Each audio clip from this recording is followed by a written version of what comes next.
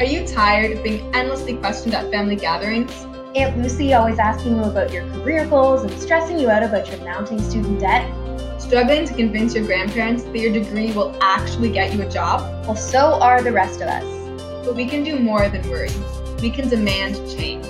We can influence those who determine caps on tuition rates, set wages, and provide mental health services. We just need to raise our voices.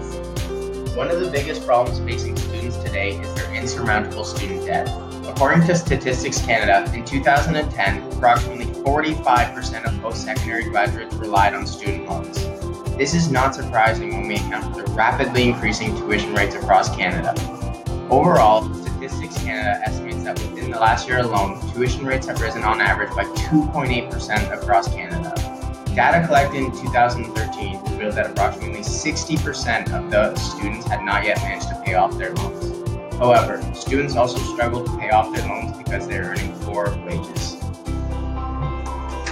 While recent data published by Statistics Canada reveals that the unemployment rate has been declining, this does not account for underemployment. Underemployment occurs when a person is overqualified for their job, and this has been an overwhelming problem for graduates in Canada. Recent statistics published by the Canadian Parliamentary Budget Office show that many students are overqualified for the jobs they attain after finishing their post-secondary education.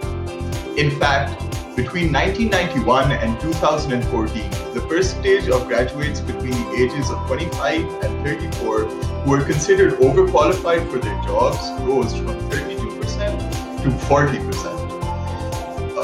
In tandem with this issue is the problem of low wages.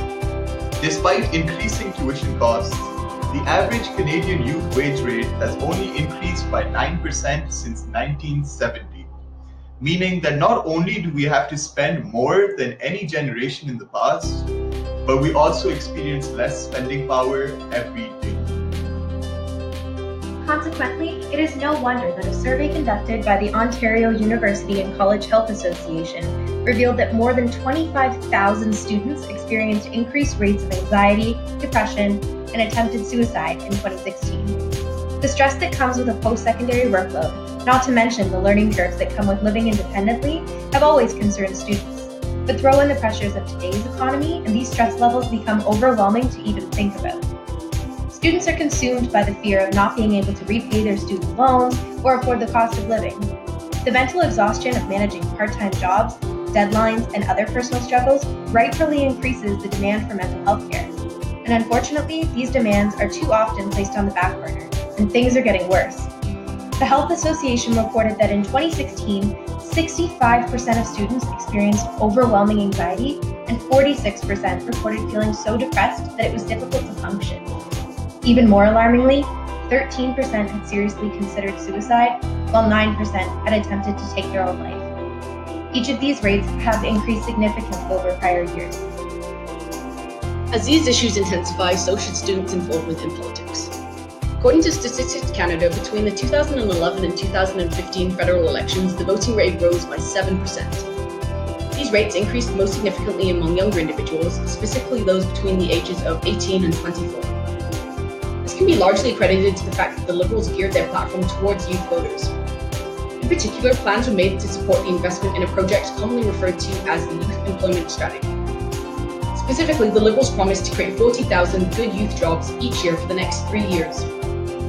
Additionally, they also promised to increase the flexibility of the student loan system in Canada. Under this new legislation, no graduate would be required to make any repayment until they are earning an income of at least $25,000 per year.